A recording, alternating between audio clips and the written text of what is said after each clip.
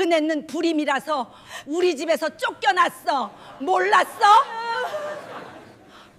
안녕하세요. 서울에 사는 30대 중반 여성이에요. 제 이야기를 어디서부터 시작해야 할지 모르겠지만 용기를 내어 이렇게 글을 씁니다. 혹시 저처럼 억울한 누명을 쓰고 힘들어 하시는 분들께 조금이라도 힘이 되었으면 하는 마음으로요. 저는 1년 전 이혼했어요. 애를 못 낳는다는 이유로 쫓겨났죠. 아니, 정확히는 그렇게 알고 있었어요. 이혼 서류에 도장을 찍던 그날의 감각이 아직도 생생해요. 손끝이 얼음장처럼 차가웠고 붉은 인주가 하얀 종이 위에 찍힐 때마다 제 존재 자체가 지워지는 것 같았거든요. 하늘이 무너지는 것 같았고 세상의 모든 소리가 저를 비난하는 환청처럼 들리던 시절이었어요. 골목을 지나가면 사람들의 웃음소리가 전부 저를 조롱하는 것 같았고 거울을 볼 때마다 결함 있는 여자라는 글자가 제 이마에 새겨진 것만 같았죠. 죄인처럼 숨만 쉬며 살았는데 그런 제게도 기적 같은 사람이 나타났어요. 처음 그 사람을 만난 건 작은 북카페였어요. 제가 멍하니 창밖을 보고 있는데 괜찮으세요? 한참 전부터 우시는 것 같아서요. 하고 조심스럽게 말을 걸어오더라고요.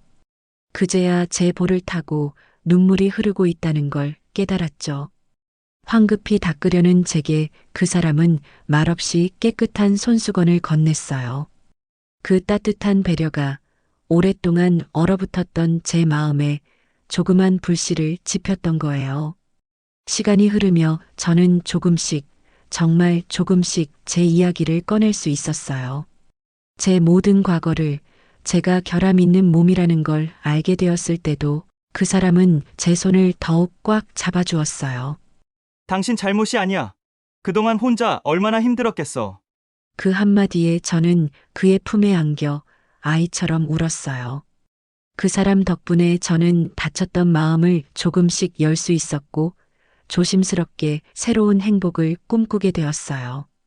재혼을 약속한 그이의 어머니, 그러니까 제게는 새 시어머니가 되실 분은 정말 귀한 분이셨어요.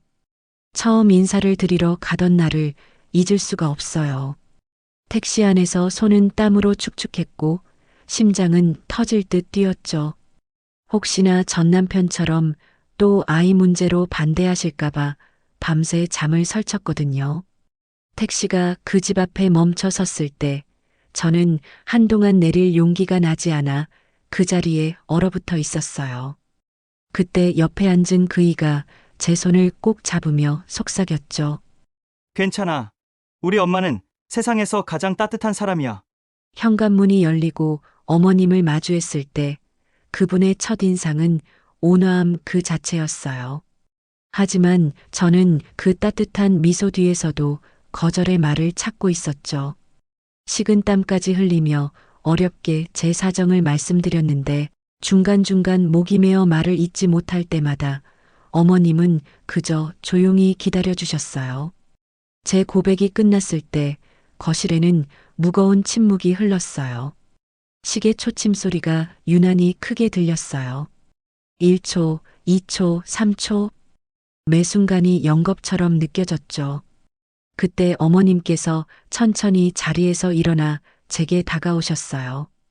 그리고는 제 떨리는 두 손을 당신의 따뜻한 손으로 꽉 감싸주셨어요. 아가, 그게 무슨 대수라고? 어머님의 목소리는 나지막했지만 그 어떤 말보다 확고했어요. 사람이 사람을 귀히 여기는 것. 그거면 된 거다. 너희 둘이 서로 아끼고 사랑하는 마음만 변치 않는다면 나는 아무것도 바랄 게 없어. 그 순간 제 안에서 무언가가 와르르 무너져 내렸어요. 아니, 정확히는 그동안 제 어깨를 짓누르던 보이지 않는 짐이 사라지는 느낌이었죠. 지난 세월 켜켜이 쌓였던 서름이 눈물처럼 터져나왔어요. 저도 모르게 흐느끼기 시작했고 어머님은 그런 저를 품에 안아 등을 토닥여 주셨어요. 결혼 생활 내내 죄인으로 살아야 했던 제가 처음으로 한 사람의 온전한 인격체로 존중받는 기분이 들더라고요. 그날 저는 이분을 친어머니 이상으로 모시겠다고, 이분이 주신 귀한 아들의 손을 절대 놓지 않겠다고 다짐하고 또 다짐했어요. 그 일을 만나고 어머님을 뵙고 저는 정말이지 세상을 다 가진 것 같았어요. 아침에 눈을 뜰 때마다 이게 꿈은 아니겠지. 하고 뺨을 꼬집어 보곤 했어요. 길을 걷다가도 저도 모르게 미소가 지어지고 마트에서 장을 보면서 우리 집을 꾸릴 생각에 가슴이 두근거렸죠. 낡고 삐걱거리던 제 인생이 비로소 제자리를 찾은 듯한 평온함을 느꼈어요.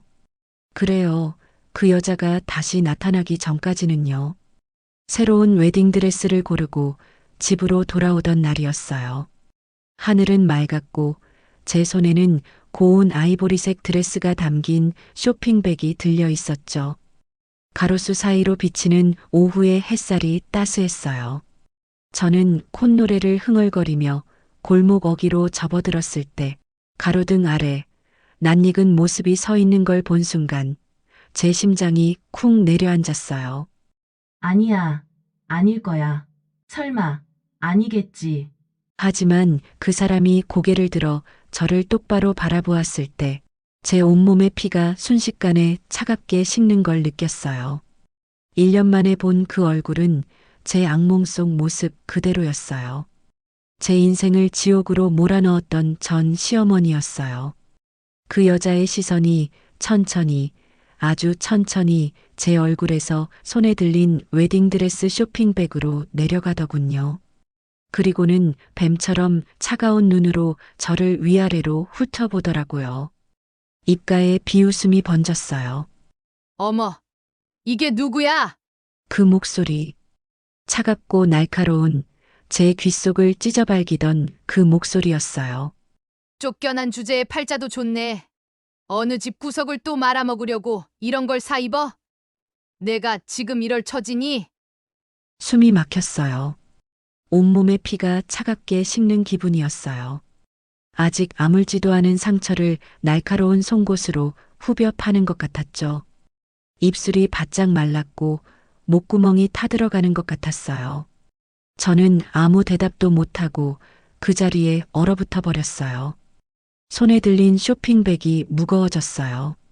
방금 전까지 행복의 상징처럼 느껴지던 그 가방이 이제는 제 죄를 증명하는 증거물처럼 느껴졌죠. 전시모는 그런 저를 보며 만족스럽다는 듯 비웃음을 흘렸어요. 왜, 벙어리라도 됐어? 하긴, 애도 못 낳는 몸으로 시집 가려니 할 말이 없겠지. 한 걸음 또 한 걸음. 전시모가 저를 향해 다가왔어요. 그 여자의 얼굴이 가까워질수록 저는 뒷걸음질 쳤지만 등 뒤에 차가운 벽이 닿았어요. 더 이상 물러날 곳이 없었죠. 너, 내가 이대로 가만히 있을 것 같아? 전시모는 제 귓가에 입을 바짝 대고 속삭였어요. 뱀이 허공에 혀를 날름거리는 것 같은 소름 끼치는 목소리였죠. 내가 어디 가서 또 누구 인생 망치나 똑똑히 지켜볼 테니까. 그 말을 남기고 전시모는 제 어깨를 거칠게 밀치고 지나갔어요. 어깨에 남은 그 손길의 감촉이 맞은 것처럼 아팠어요. 저는 그 자리에 한참을 서서 움직일 수가 없었어요. 다리에 힘이 풀려 주저앉을 것 같았지만 그러면 안 된다는 생각에 간신히 버텼죠. 가로등불이 하나둘 켜지기 시작했어요. 어느새 해가 저물고 있었어요. 겨우 찾아온 제 평온했던 세상에 거대한 균열이 생기는 소리가 들리는 듯 했어요.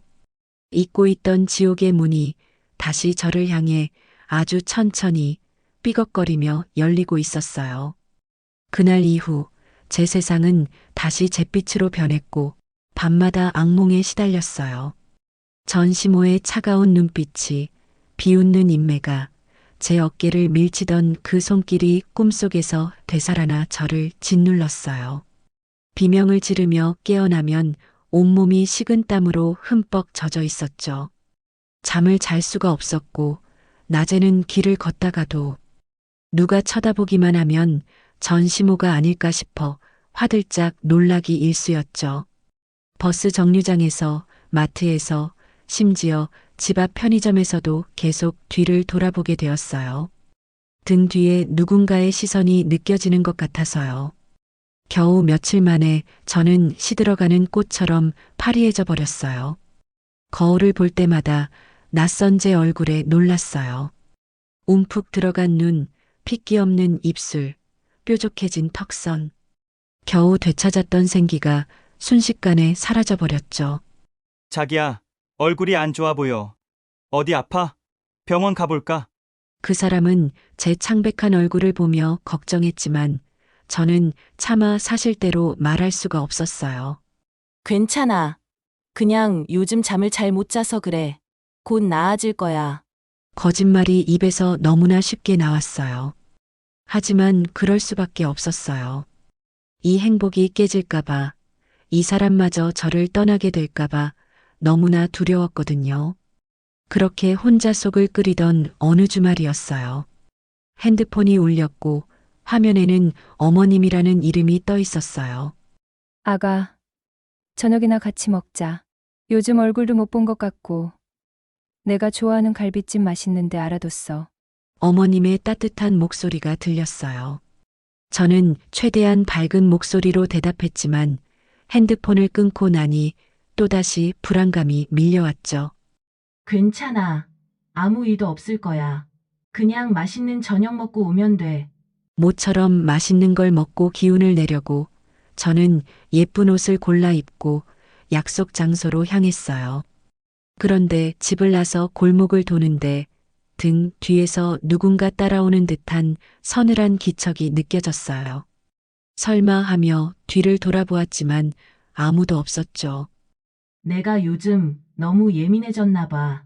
그렇게 애써 불안감을 누르고 약속 장소인 식당으로 향했어요.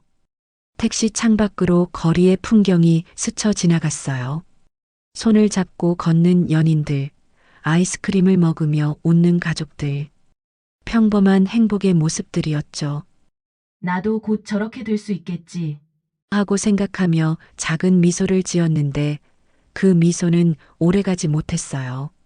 식당 앞에 도착했을 때 제 발이 저절로 멈췄어요. 입구 바로 앞, 방금 전 제 뒤를 따라오던 그 불길한 인기척의 주인이 팔짱을 낀 채 서 있었어요. 전시모였어요. 그 여자는 저를 따라온 거였어요. 마치 저를 기다렸다는 듯이요. 심장이 바닥까지 떨어지는 것 같았어요. 아니, 정확히는 심장이 멈춘 것 같았죠. 숨을 쉬어야 하는데 숨을 쉴 수가 없었어요. 전시모는 저를 발견하고는 느릿느릿 다가왔어요. 어머, 이제 왔네. 기다렸다. 전시모의 목소리는 낮고 차가웠어요. 하지만 그 안에는 묘한 흥분이 섞여 있었죠. 손발이 차갑게 식었어요. 팔다리 끝에서부터 차가운 기운이 스멀스멀 올라왔고 귀에서 이명이 울렸어요. 웽 하는 소리가 머릿속을 가득 채웠죠. 그만하세요. 저 이제 상관없는 사람이잖아요. 제가 떨리는 목소리로 항변하자 전시모는 기가 차다는 듯 코웃음을 쳤어요. 왜 상관이 없어?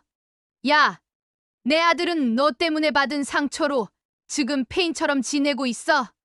내년 불임인 거 받아주느라 내 아들 청춘이 다 갔는데 너 혼자만 이렇게 비싼 옷 입고 회장댁에 가서 행복해지려고? 그건 좀 불공평하지 않니? 제가 아무 말도 못하고 벌벌 떨고만 있자 전시모는 만족스럽다는 듯 더욱 가까이 다가왔어요. 그리고는 제 귓가에 입을 바짝 대고 뱀처럼 차갑게 속삭였어요. 내가 내 새 시애미한테 다 말할 거야. 숨소리가 귓가에 닿았어요. 역겹고 소름 끼치는 감촉이었죠. 내가 어떤 하자가 있어서 내 아들에게서 쫓겨났는지, 얼마나 형편없는 몸인지 아주 상세하게 알려줘야지. 아니, 그럴 필요도 없겠네. 전시모는 한 발짝 뒤로 물러나 제 얼굴을 천천히 훑어보았어요. 그 시선이 칼날처럼 날카로웠어요. 결혼식 날 내가 하객들 다 보는 앞에서 아주 제대로 터뜨려 줄까? 아니면 그 전에 내가 그 입을 막을 성의를 좀 보여야 하지 않겠어? 성의. 그 단어가 제 귓가에 맴돌았어요. 돈이었어요. 이 여자는 돈을 뜯어내러 온 거였어요. 그 집안 회장댁이라며? 푼돈 몇 푼은 있겠지. 한 5억 정도면 어떨까? 내 아들 정신적 피해 보상금 위자료라고 생각해. 그 집안 재력의 그 정도는 껌값이잖아? 안 그래? 그 성의를 보이면 내가 결혼식 날 조용히 입 닫아줄게. 어때? 그 순간 제 안에 무언가가 툭 하고 끊어지는 소리가 났어요. 팽팽하게 당겨져 있던 실이 한계에 다다라 끊어지는 그런 소리였죠. 이대로 당하고만 있을 수는 없다는 생각이 처음으로 들었지만 동시에 절망감이 온몸을 휘감았어요. 무력감이 저를 짓눌렀죠. 저 여자는 정말 하고도 남을 사람이었고 제게는 당장 그 큰 5억을 막을 돈도 그 여자의 행패를 막을 힘도 없었으니까요. 그 사실이 제 가슴을 짓눌렀어요. 전시모가 제 앞을 지나쳐갔어요. 지난번처럼 어깨가 부딪혔지만 저는 비틀거리기만 할 뿐 아무것도 하지 못했어요. 그날 저는 어머님과의 약속도 잊은 채 홀린 사람처럼 집으로 돌아왔어요. 어떻게 집까지 왔는지 기억이 나지 않아요. 정신을 차리니 캄캄한 제 방 바닥에 주저앉아 있더라고요. 불도 켜지 않은 채 그저 어둠 속에 웅크린 채로요. 눈물이 났어요. 처음에는 조용히 그러다가 점점 더 거칠게 울음이 터져 나오는데 엉엉 소리내어 울었어요. 이웃집에 들릴까봐 이불로 얼굴을 묶고 울었지만 울음소리는 멈추지 않았죠. 이 지옥은 절대 끝나지 않을 거야. 나는 평생 행복해질 수 없는 운명인가 봐. 이번에도 결국 똑같이 끝날 것 같아. 나 정말 어떡하지? 절망적인 생각들이 머릿속을 가득 채웠어요. 얼마나 울었을까요? 눈이 퉁퉁 부어 제대로 뜨기도 힘들었어요. 고개를 들었는데 탁자 위에 놓인 사진 한 장이 눈에 들어왔어요.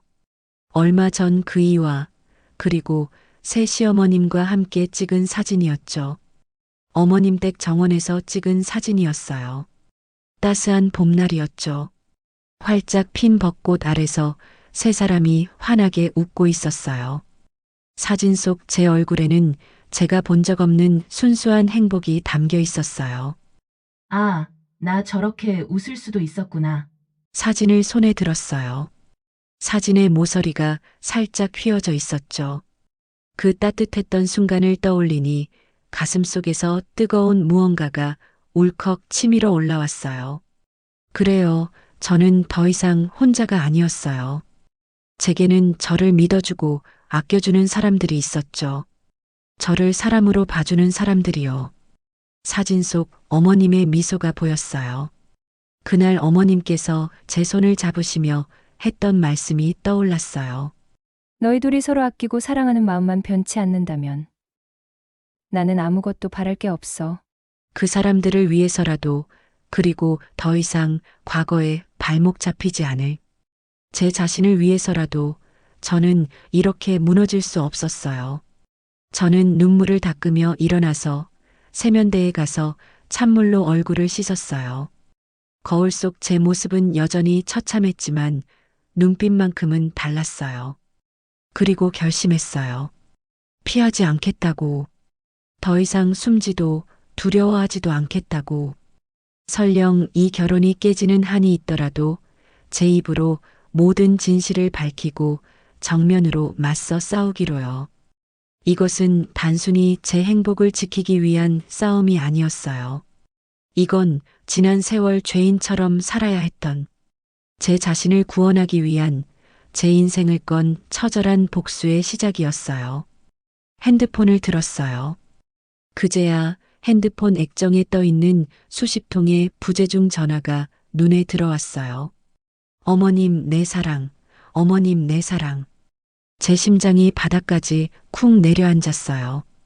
약속? 어머님과의 저녁 약속. 저는 그제야 제가 무슨 짓을 했는지 깨달았어요. 저는 떨리는 손가락으로 그이의 번호를 눌렀어요. 신호가 한번 울리자마자 그이가 다급하게 전화를 받았어요. 자기야, 괜찮아. 무슨 일이야? 엄마가 식당에서 한참을 기다리셨어. 전화도 안 받고 다들 얼마나 걱정했는지 알아. 무슨 일 있었어? 수화기 너머로 그이의 걱정 가득한 목소리가 쏟아졌어요. 저는 터져나오는 울음을 간신히 삼키며 말했어요. 미안해. 정말 미안해. 나 어머님께 꼭 드려야 할 말씀이 있어. 내일 다 말씀드릴게. 어머님께 정말 죄송하다고 꼭 좀 전해줘. 그날 밤 저는 한숨도 자지 못했어요. 침대에 누워 천장을 바라보며 내일 할 말들을 머릿속으로 수없이 되뇌었어요. 이걸 어떻게 시작해야 할까? 어디서부터 말해야 할까? 어떤 표현을 써야 덜 비참하게 들릴까? 그렇지만 아무리 생각해도 비참함을 숨길 방법은 없었어요. 제 과거는 그 자체로 비참했으니까요. 동이 트기를 기다렸다가 해가 뜨자마자 떨리는 손으로 전화기를 들었어요. 어제는 무슨 용기로 오늘 모두 말씀드리겠다고 했는지 모르게 저는 핸드폰을 들었다 놨다 수십 번은 망설였던 것 같아요. 통화 버튼 위에 손가락을 올렸다가 다시 내리기를 반복했죠. 심장이 미친 듯이 뛰었어요. 이러면 모든 게 끝날지도 몰라. 하지만 어차피 결혼식 날 끝날 거잖아. 그때 당하느니 차라리 내 입으로 말하는 게 낫겠지. 그렇게 스스로를 다독이며 저는 마침내 통화 버튼을 눌렀어요. 제 예비 남편에게 전화를 걸어 어머님과 함께 꼭 드려야 할 말씀이 있으니 오늘 저녁에 잠시 시간을 내어달라고 부탁했어요. 어제 엄마한테는 말씀드렸어. 그런데 무슨 일이야? 목소리가 왜 그래? 전화기 너머로 그이의 걱정스러운 목소리가 들렸어요. 직접 만나서 말할게. 중요한 이야기야. 알았어. 그럼 저녁 7시에 우리 집으로 올래? 엄마한테도 내가 미리 말해둘게. 통화를 끊고 나니 온몸에 힘이 빠졌어요. 저는 그대로 바닥에 주저앉아 한참을 꼼짝도 하지 못했어요. 약속한 저녁, 어머님 댁 거실은 늘 그렇듯 따뜻하고 아늑했지만 그날따라 공기가 유난히 무겁게 느껴졌어요. 현관문을 열고 들어서는 순간부터 다리가 후들거렸어요. 신발을 벗는 동작도 거실로 들어가는 발걸음도 모든 게 느린 동작처럼 느껴졌죠. 아가, 왔니? 어서 와. 여기 앉아라. 어머님께서 소파를 가리키시며 미소 지으셨지만 저는 그 미소를 제대로 마주할 수가 없었어요. 고개를 푹 숙인 채 소파에 앉았어요. 제 앞에는 따뜻한 대추차가 놓여졌고 김이 모락모락 피어오르는 찻잔을 보는데 손이 덜덜 떨려서 제대로 들 수도 없더라고요. 찻잔을 들려고 손을 뻗었다가 쏟을 것 같아서 다시 테이블 위에 올려놓았죠. 자기야, 괜찮아? 제 불안한 기색을 눈치챈 그이가 제 손을 가만히 잡아주었어요. 그 따뜻한 온기가 떨리는 제 손으로 전해졌어요. 어머님은 그저 말없이 저를 지켜보고 계셨어요. 재촉하지도 다그치지도 않으시고 그저 제가 입을 열 때까지 조용히 기다려 주셨죠. 거실의 벽시계 소리가 유난히 크게 들렸어요. 째깍째깍. 초침이 움직일 때마다 제 심장도 함께 뛰는 것 같았어요. 저는 그 온기에 용기를 내어 준비했던 이야기를 어렵게 꺼내기 시작했어요. 어머님, 그리고 자기야. 목소리가 심하게 떨렸어요. 제 목소리인데도 낯설게 들렸죠. 제가 사실 드릴 말씀이 있어요. 지난번에 제가 아이 문제로 이혼했다고 말씀드렸는데요. 그런데 그게 사실 전부가 아니에요. 차마 제 입으로 다 꺼내기 무섭고 끔찍해서 말씀드리지 못한 진짜 이야기가 있어요. 저는 마른 입술을 한번 축이고는 눈을 질끈 감고 모든 것을 쏟아내기 시작했어요.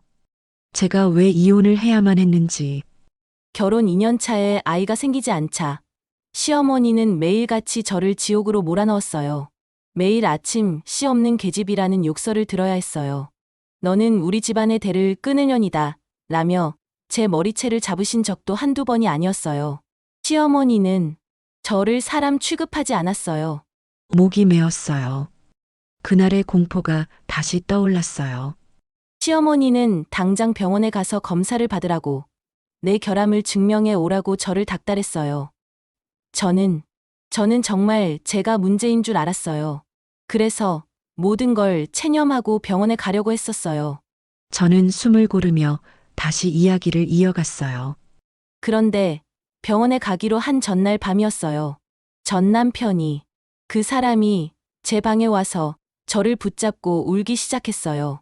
저는 그날의 장면을 떠올리며 말을 이었습니다. 그날 밤의 속삭임, 그 악어의 눈물을 잊을 수가 없었죠. 여보, 나 엄마 몰래 병원 다녀왔어. 그런데 의사가 나는 완벽하게 정상이래. 아무 문제 없대. 그 사람은 그렇게 말하면서 제게 애원했어요. 제발 병원에 가지 말라고. 여보, 미안해. 정말 미안해. 문제는 당신에게 있는 것 같아. 만약 당신이 병원에 가서 불임이라고 공식적으로 판명이라도 나면 우리 엄마 당신 당장 쫓아낼 거야. 차라리 이렇게 아무도 모르게 우리가 노력하면 언젠간 생기지 않을까? 제발 병원 가지 마. 내가 어떻게든 엄마 막아볼게. 당신만 입 다물어주면 돼. 응. 우리 가정을, 아니 나를 지켜줘. 저는 바보같이 그 사람의 눈물을 믿었어요. 제가 병원에 가지 않고 이 모든 불임의 짐을 짊어지는 것이 그 사람을 지키고 우리 가정을 지키는 일이라고 그렇게 멍청하게 믿었어요. 그래서 제가 모든 걸 뒤집었었습니다.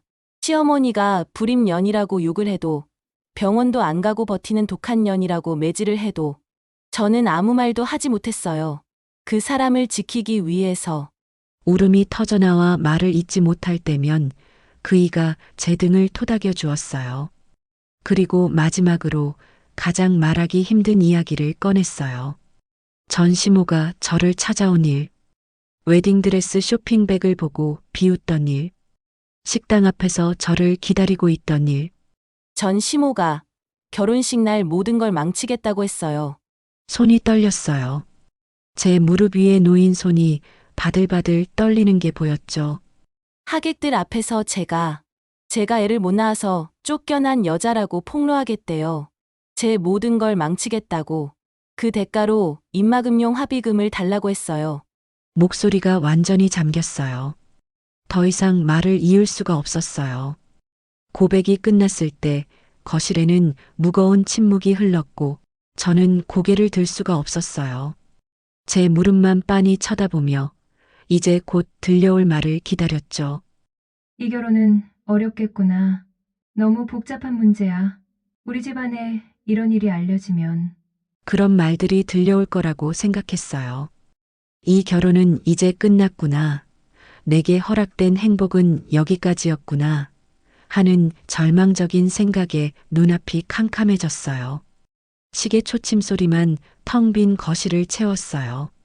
저는 마지막 힘을 쥐어짰어요. 최소한의 존엄이라도 지키고 싶었어요. 어머님, 죄송해요.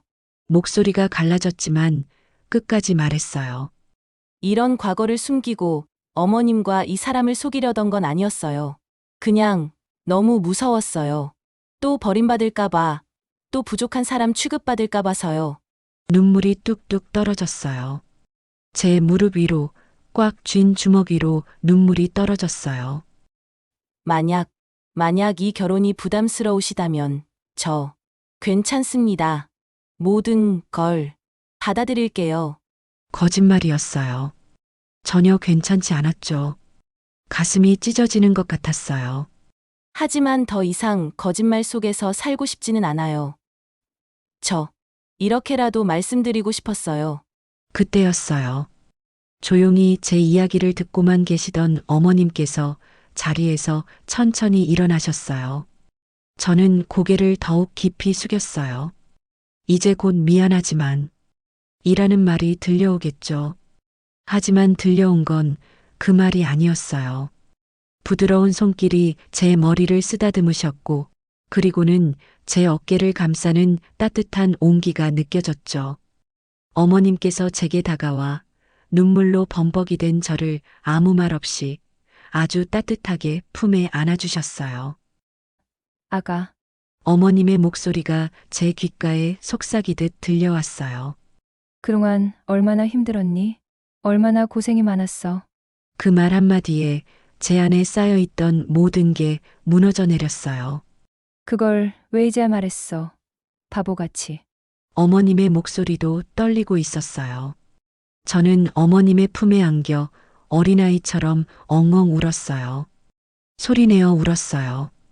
참았던 울음이, 삼켰던 슬픔이, 혼자 견뎌야 했던 모든 고통이 한꺼번에 터져 나왔어요. 괜찮다는 그 한마디가 제 지난 모든 세월을 보상해 주는 것 같았어요. 한참을 그렇게 저를 다독여 주시던 어머님은 저를 품에서 살며시 떼어내고는 제 얼굴을 두 손으로 감싸 주셨습니다. 그리고 제 눈을 똑바로 바라보며 말씀하셨어요. 그 눈빛은 단순한 위로가 아니었어요. 아주 차분하면서도 무언가 강철 같은 의지가 느껴지는 눈빛이었죠. 아가, 이제 잘 들어. 어머님은 제 눈가에 눈물을 닦아주시며 또박또박 말씀하셨어요. 그 사람이 무슨 짓을 했든 너는 아무 잘못이 없어. 알겠지? 하지만 어머님, 결혼식 날 그 돈은 됐다. 어머님의 목소리는 단호했어요. 돈이라. 감히 내 며느리를 상대로 협박을 해? 어머님의 입가에 차가운 미소가 스쳤어요. 이제 아무 걱정하지 마라. 나머지는 이 시어미한테 맡기렴. 그 말에는 묘한 힘이 있었어요. 마치 모든 걸 해결할 수 있다는 그런 확신이 담겨 있었죠. 옆에 있던 그이도 제 손을 꼭 잡으며 말했어요. 자기야, 우리 엄마만 믿어. 그리고 나도 믿어. 절대 자기 혼자 두지 않을게. 그날 밤 어머님 댁을 나서면서 저는 느꼈어요. 무언가 큰 일이 시작되고 있다는 것을요. 그날 이후 이상한 평온함이 찾아왔어요. 전시모는 더 이상 보이지 않았고 제 주변을 맴도는 불길한 낌새도 사라졌죠. 길을 걷다가 뒤를 돌아볼 필요도 없어졌고 밤에 악몽에 시달리는 일도 줄어들었어요. 하지만 그 고요함이 오히려 저를 더 불안하게 만들었어요. 마치 폭풍전야 같았어요. 태풍이 오기 직전 새들이 울음을 멈추고 바람이 잠잠해지는 그 순간처럼요. 제 불안한 마음을 아시는지 모르시는지 예비 시어머님께서는 그저 평소처럼 대하셨어요. 아가, 아무 걱정 말고 세상에서 제일 예쁜 신부가 될 준비나 하거라. 어머님은 제게 드레스 피팅 일정을 잡아주시고 신혼집 인테리어를 함께 보러 다니시고 혼수 목록을 같이 작성하셨어요. 제 고백 같은 건 마치 듣지도 않으신 것처럼요. 그렇지만 저는 느낄 수 있었어요. 어머님이 무언가 보이지 않는 곳에서 아주 분주하게 움직이고 계시다는 것을요. 어느 날 오후 신혼집 커튼을 고르러 갔을 때였어요. 어머님의 핸드폰이 울렸고 어머님은 잠시 실례하겠다며 매장 밖으로 나가셨죠. 저는 계속 커튼을 보고 있었는데 문득 궁금해져서 창문 쪽으로 다가갔어요. 어머님은 매장에서 조금 떨어진 곳에 서서 통화를 하고 계셨는데 표정이 평소와 달랐어요. 차갑고 날카로웠죠. 입모양만 봐도 뭔가 중요한 이야기를 하고 계신 게 느껴졌어요. 그쪽은? 아니, 아직도. 기다려. 때가 되면. 짧게 끊어지는 단어들. 평소의 온화함은 찾아볼 수 없었죠. 통화가 끝나고 매장으로 돌아오신 어머님은 다시 평소의 온화한 미소를 띠고 계셨어요. 아가, 미안하다. 급한 전화였어. 어떤 색이 마음에 들어? 마치 아무 일도 없었다는 듯요. 또 다른 날은 어머님 댁 거실에서 웨딩 앨범 샘플을 보고 있었어요. 어머님이 잠시 화장실에 가신 사이 저는 소파 옆 테이블 위에 놓인 메모지를 무심코 보게 되었는데 거기에는 낯선 이름들과 전화번호가 적혀 있었어요. 그리고 법무법인, 김 변호사, 자료 확보 완료 같은 단어들이 눈에 들어왔죠. 제 심장이 쿵 하고 뛰었어요. 곧 어머님이 돌아오시는 소리가 들려서 저는 황급히 시선을 앨범으로 돌렸어요. 며칠 뒤에는 더욱 확실한 신호가 있었어요. 저녁 식사를 하러 어머님 댁에 갔는데 어머님께서 서재에서 누군가와 통화를 하고 계셨거든요. 그래, 확실한 거지? 병원 기록까지 확보했어? 좋아. 그거면 충분해. 문틈으로 새어나오는 목소리는 평소의 따뜻한 어머님과는 전혀 달랐어요. 차갑고 날카롭고 결연한 목소리였죠. 저는 그 자리를 피해 거실로 돌아왔지만 가슴이 두근거렸어요. 어머님이 정말 뭔가를 하고 계신 게 확실하네. 그러던 어느 날 오후였어요. 어머님 댁에서 함께 결혼식 청첩장 디자인을 고르고 있었어요. 크림색 청첩장과 화이트 청첩장 사이에서 고민하고 있는데 초인종이 울렸어요. 제가 나가볼게요. 집사님이 현관으로 향했고 잠시 후 거실 문이 열렸는데 말쑥한 정장 차림의 중년 남성이 들어왔어요. 검은색 정장에 와인색 넥타이를 맨 품위 있는 인상의 남자였죠. 손에는 고급스러운 가죽 서류 가방을 들고 있었어요. 남자는 어머님을 보자마자 허리를 깊숙이 숙였어요. 거의 90도에 가까운 인사였죠. 회장님, 부르셨습니까? 회장님이라는 호칭에 저는 깜짝 놀랐어요. 어머님께서 예전에 큰 회사를 운영하셨다는 건 들었지만 아직도 회장님이라고 불리신다는 건 미처 몰랐거든요. 들어와요, 김 이사. 어머님의 목소리는 평소와 달리 권위적이었어요. 부드러우면서도 명령에 가까운 톤이었죠. 요청하신 자료 모두 준비해왔습니다. 남자는 서류 가방을 열어 꽤 두툼한 황색 서류 봉투를 꺼냈어요. 봉투는 묵직해 보였고 여러 곳에 대외비, 극비 같은 도장이 찍혀 있었어요. 어머님은 그 봉투를 받아들고는 너무나도 익숙하다는 듯 고갯짓으로 소파를 가리키셨어요. 수고했어요. 앉아요. 아닙니다, 회장님. 서서 보고 드리겠습니다. 어머님은 천천히 봉투의 봉인을 뜯기 시작하셨는데 안에서 두툼한 서류 뭉치가 나왔어요. A4 용지가 최소 50장은 넘어 보였는데 어머님은 그 서류들을 천천히 그리고 아주 꼼꼼히 확인하기 시작하셨어요. 한 장 한 장. 종이가 넘어갈 때마다 어머님의 표정이 미묘하게 변했어요. 처음에는 집중하는 표정이었다가 점점 차가워지더니 나중에는 입가에 희미한 냉소가 피어올랐어요. 저는 숨을 죽이고 그 모습을 지켜보았어요. 거실은 조용했어요. 종이 넘어가는 소리, 시계 초침 소리, 그리고 제 심장 뛰는 소리만 들렸죠. 한참 동안 서류에서 눈을 떼지 못하시던 어머님은 마지막 장을 덮고는 깊은 한숨과 함께 혼잣말처럼 나지막이 말씀하셨어요. 어리석은 것들.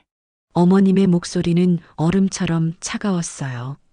감히 내 며느리를 상대로 협박과 돈을 요구해 거짓말로 쌓아 올린 성은 반드시 무너지는 법이지. 그 순간 저는 깨달았어요. 어머님이 지난 며칠간 무엇을 하고 계셨는지, 왜 그토록 조용히 그러나 분주하게 움직이셨는지, 그리고 그 서류 뭉치 안에 무엇이 담겨 있는지. 어머님은 김 이사에게 고개를 끄덕이셨어요. 수고했어요. 나머지는 내가 직접 처리할 테니 이 건은 여기서 마무리하고. 알겠습니다, 회장님. 필요하신 게 있으시면 언제든 연락 주십시오. 김 이사가 나간 뒤 어머님은 서류 봉투를 소중히 서랍 안에 넣으셨어요. 그리고는 다시 저를 향해 돌아서며 평소의 따뜻한 미소를 지으셨어요. 아가, 청첩장은 크림색이 더 예쁘지 않니? 너한테 잘 어울릴 것 같은데. 마치 방금 전 일은 없었던 것처럼요. 하지만 저는 알고 있었어요. 그 말의 의미를, 그 서류의 무게를, 그리고 곧 닥쳐올 폭풍의 크기를. 제 편이라고는 생각지도 못했던 가장 강력한 조력자가 저를 무너뜨리려는 그들을 향해 아주 날카롭고 서슬퍼런 칼을 갈고 있다는 사실을요. 어머님의 그 서늘한 눈빛을 본 순간 제 마음속을 잠식하던 두려움은 사라지고 그 자리에 아주 희미한 희망과 통쾌한 기대감이 차오르기 시작했어요. 전시모는 아직 모르고 있었겠죠. 자신이 건드린 사람이 그저 연약한 며느리가 아니라 거대한 권력과 재력을 가진 가문의 안주인이라는 것을요. 그리고 그 안주인이 자신의 며느리를 지키기 위해 어떤 준비를 하고 있는지도요. 결혼식 당일이 밝았어요. 창문으로 들어오는 아침 햇살이 유난히 따스했어요. 새들이 지저귀는 소리가 들렸고 하늘은 구름 한 점 없이 맑았죠. 완벽한 결혼식 날씨였어요. 그렇지만 제 심장은 평온과는 거리가 멀었어요. 두근두근, 아니 쿵쿵, 심장이 미친 듯이 뛰었어요. 기쁨 때문인지, 긴장 때문인지, 아니면 두려움 때문인지 알 수 없었죠. 오늘 정말 아무 일도 없을까? 전 시모는 정말 오지 않을까? 불안한 마음을 애써 누르며 저는 메이크업 샵으로 향했어요. 신부 대기실에 앉아 있는 동안 메이크업 아티스트가 제 얼굴에 정성스럽게 화장을 해주었어요. 신부님, 피부가 정말 좋으세요. 화장이 잘 받네요. 아, 감사해요. 저는 억지로 미소를 지었지만 거울 속 제 눈동자는 불안으로 흔들리고 있었어요. 드디어 웨딩드레스를 입었어요. 순백의 아이보리 드레스. 레이스와 진주 장식이 섬세하게 수놓아진 제가 그토록 고대하던 드레스였죠. 거울 앞에 섰을 때 저는 잠시 숨이 멎었어요. 거울 속에는 제가 아닌 공주 같은 여자가 서 있었거든요. 와, 정말 예쁘세요. 이렇게 아름다운 신부는 처음 봐요. 스태프들의 감탄사가 들렸지만 저는 거울 속 제 모습을 보며 눈물이 핑 돌았어요. 이게 정말 나야? 이렇게 행복해 보이는 사람이 나라고? 지난날의 악몽은 정말로 끝난 것일까? 이렇게 행복해도 되는 걸까? 그때 문이 열리며 턱시도를 입은 그이가 들어왔어요. 그는 저를 보는 순간 그 자리에 멈춰 섰어요. 입을 벌린 채 한참을 아무 말도 하지 못했죠. 와, 세상에서 제일 예쁘다. 우리 자기. 그이가 다가와 제 손을 잡았어요. 그 따뜻한 손길에 제 불안이 조금 가라앉았어요. 긴장하지 마. 이제 내가 평생 옆에서 지켜줄게. 응. 알았어. 저는 고개를 끄덕였어요. 하지만 여전히 불안은 완전히 사라지지 않았죠. 그때 고운 한복을 차려입으신 어머님께서 대기실로 들어오셨어요. 어머님은 웨딩드레스를 입은 저를 보시더니 눈시울이 붉어지셨어요. 아이고, 우리 며느리. 정말 공주님 같네. 어머님은 제게 다가와 제 두 손을 꼭 잡으셨어요. 그리고는 제 눈을 똑바로 바라보며 그 어떤 말보다도 단단한 눈빛으로 말씀하셨죠. 아가, 오늘은 내가 세상의 중심이다. 어머님의 목소리는 확고했어요. 아무것도 두려워할 것 없어. 알겠지? 그 말에 담긴 의미를 저는 알 수 있었어요. 무슨 일이 있어도 내가 너를 지킬 거야. 어머님의 그 말씀에 저는 알 수 없는 용기를 얻었어요. 네, 어머니. 이제 괜찮을 거예요. 어머님이 계시니까. 드디어 식이 시작될 시간이 되었어요. 아빠가 대기실로 들어오셨고 저는 아빠의 팔짱을 꼈어요. 딸, 이제 제대로 시집 가는구나. 아빠의 목소리가 떨렸어요. 저도 눈물이 핑 돌았지만 화장이 번질까봐 꾹 참았죠. 버진 로드 입구에 섰고 문 너머로 웅장한 음악이 울려 퍼지기 시작했어요. 맨델스존의 결혼 행진곡. 제가 그토록 듣고 싶었던 그 음악이었죠. 문이 천천히 열렸고 식장 안이 보였어요. 양쪽으로 도열한 하객들, 꽃으로 장식된 버진 로드, 그리고 저 끝 단상 위에서 환하게 웃으며 저를 기다리는 그 사람의 모습. 하객들이 일제히 일어나 박수를 보냈어요. 축복의 박수 소리가 식장을 가득 채웠어요. 저는 아빠와 함께 천천히 한 걸음 한 걸음 버진 로드를 걸어가는데 양쪽에서 축하의 눈길이 쏟아졌어요. 와, 신부 정말 예쁘다. 너무 아름다워. 제 눈에는 저 문 너머에서 환하게 웃으며 저를 기다리는 그 사람의 모습밖에 보이지 않았죠. 제 인생에서 가장 빛나는 순간이었어요. 단상까지 무사히 도착했고 아빠가 제 손을 그이에게 조심스럽게 건네주었어요.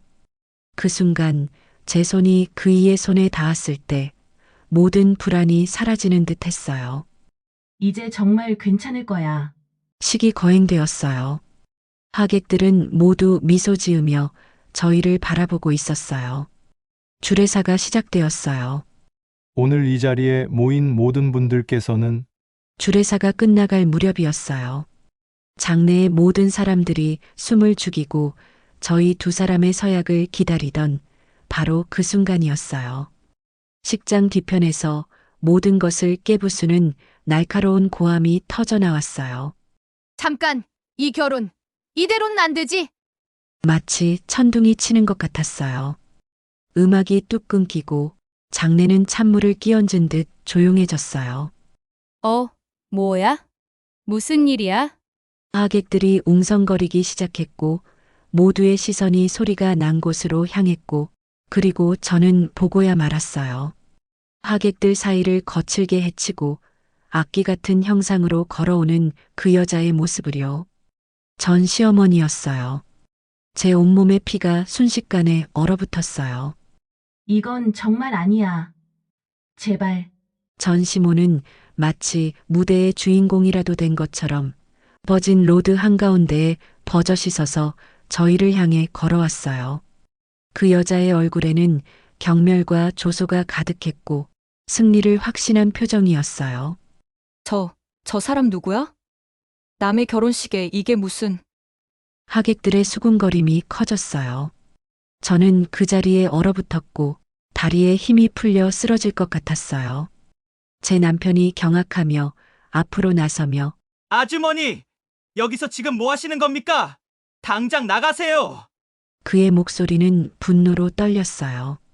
하지만 전 시모는 아랑곳하지 않았어요. 제 남편의 외침은 들리지도 않는다는 듯 오직 한 사람, 혼주석에 계신 새 시어머님을 똑바로 노려보며 입을 열었어요. 그 목소리는 식장 전체에 쩌렁쩌렁 울려 퍼졌어요. 거기 신랑 어머니! 낯선 여자가 다짜고짜 신랑의 어머니를 콕 집어 부르자 하객들이 웅성거리기 시작했어요. 저게 어떤 년인지 알고나 며느리로 들이시는 겁니까? 전 시모는 제게로 손가락질을 했어요. 그 순간 모든 시선이 저를 향했죠. 낯선 여자가 다짜고짜 신랑의 어머니를 콕 집어 부르자 하객들이 웅성거리기 시작했어요. 애 못 낳아서 우리 집에서 쫓겨난 년이라고요. 그 말과 함께 식장이 술렁이기 시작했어요. 뭐라고? 애를 못 낳는다고? 세상에나. 하객들의 수군거림이 파도처럼 밀려왔어요. 전 시모는 회심의 미소를 지으며 제 심장에 마지막 비수를 꽂는 한마디를 내뱉었어요. 그것도 모르셨어요? 불임이에요, 불임! 전 시모의 그 한마디에 제 세상은 산산조각 났어요. 방금 전까지 저를 향해 쏟아지던 따뜻한 박수 소리와 축복의 말들은 온데간데 없고 싸늘한 침묵과 의심의 눈초리만이 남았어요.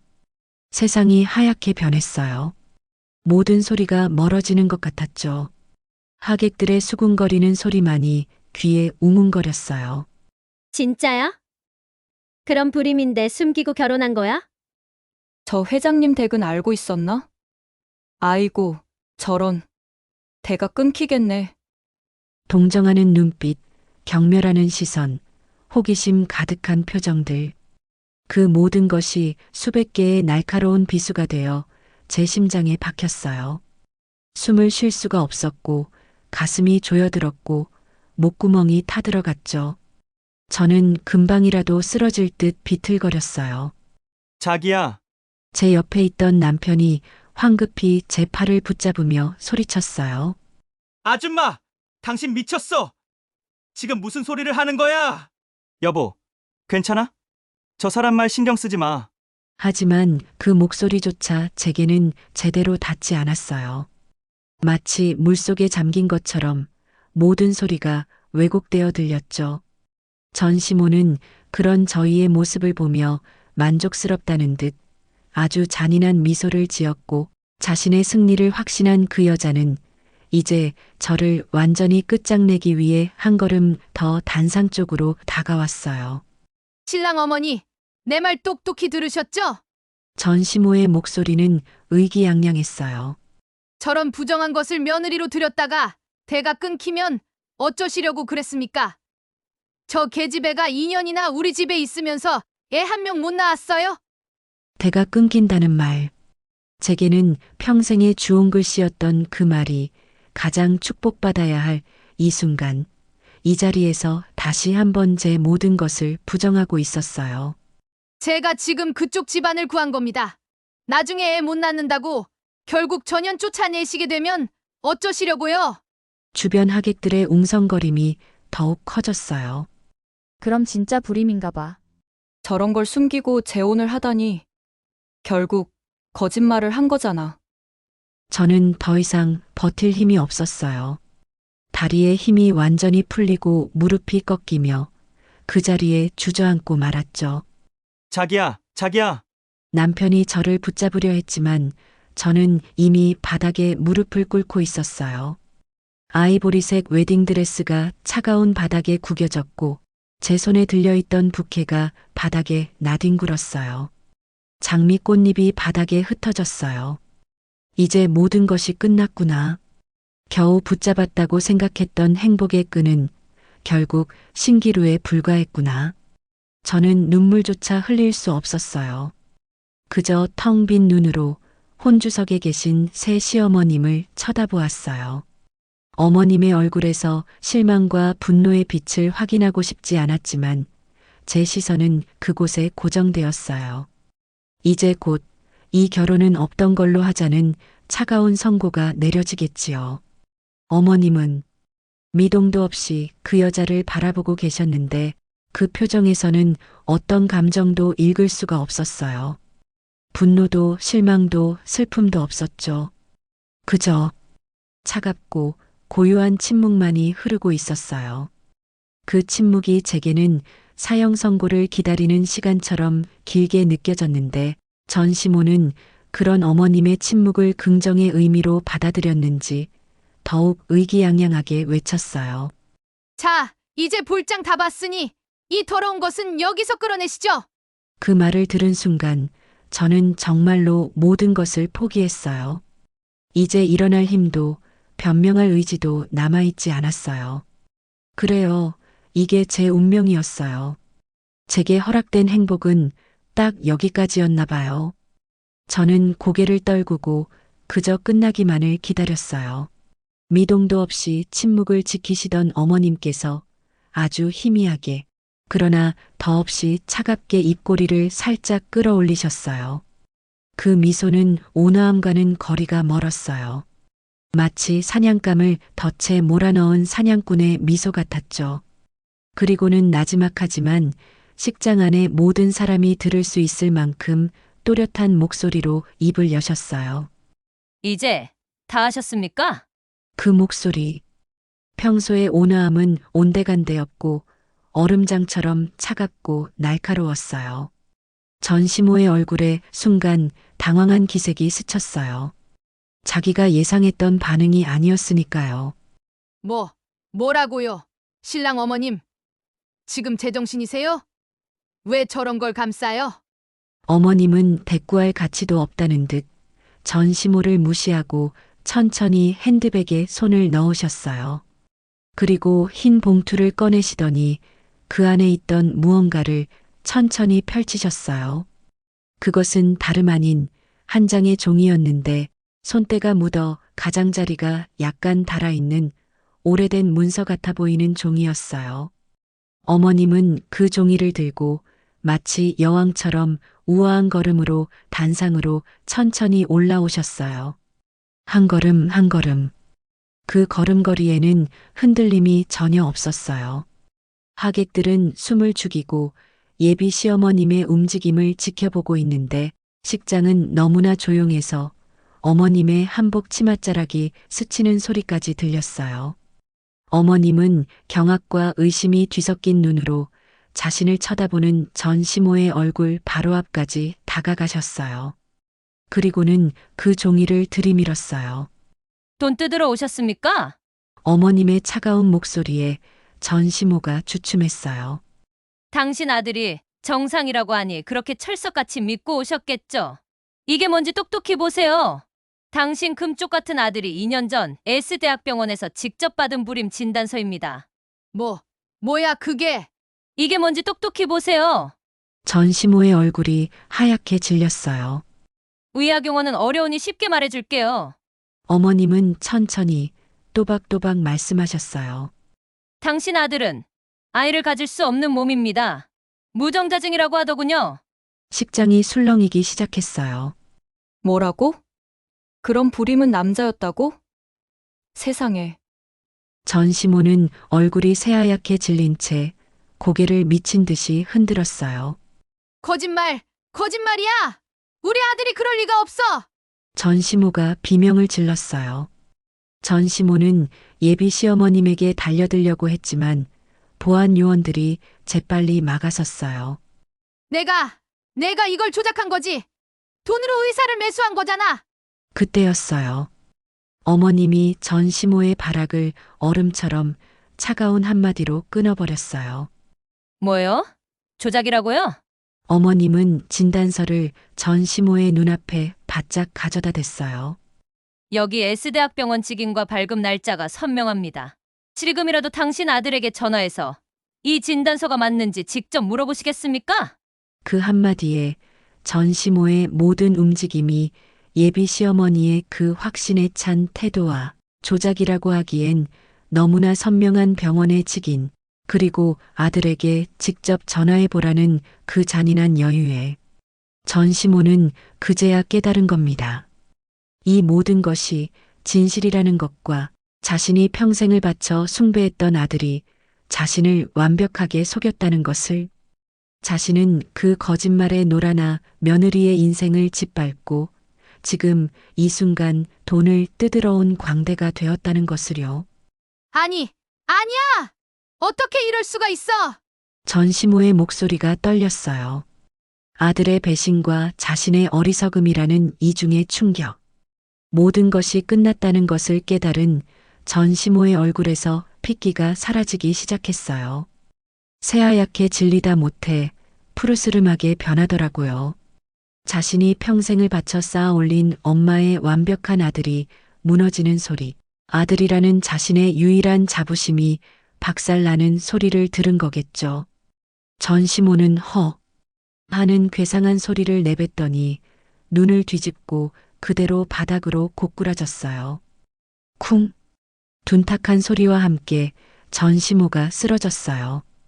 입에는 허연 거품이 부글부글 끓어오르고 있었죠. 주변에 있던 손님이 소리쳤어요. 누가 119 좀 불러주세요. 식장이 소란스러워졌지만 어머님은 쓰러진 전시모에게는 눈길 한 번 주지 않으시고 충격에 빠진 하객들을 향해 천천히 몸을 돌렸어요. 그리고는 단상 위로 올라가 마이크를 잡으셨어요.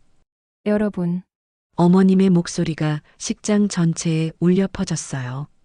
오늘 제 귀한 며느리가 될 아이의 억울한 누명이 벗겨지는 순간을 함께 해주셔서 감사합니다. 어머님의 목소리는 장엄했어요. 진실을 덮고 한 사람의 인생을 짓밟은 저자의 죄는 제가 반드시 법의 심판대 위에 세울 것입니다. 하객들이 숨을 죽이고 어머님의 말씀을 들었어요. 그리고 여기 있는 제 아들과 며느리는 그 어떤 시련에도 흔들리지 않을 겁니다. 어머님은 저를 바라보며 따뜻하게 미소 지으셨어요. 이 아이는 이제 온전히 제 딸입니다.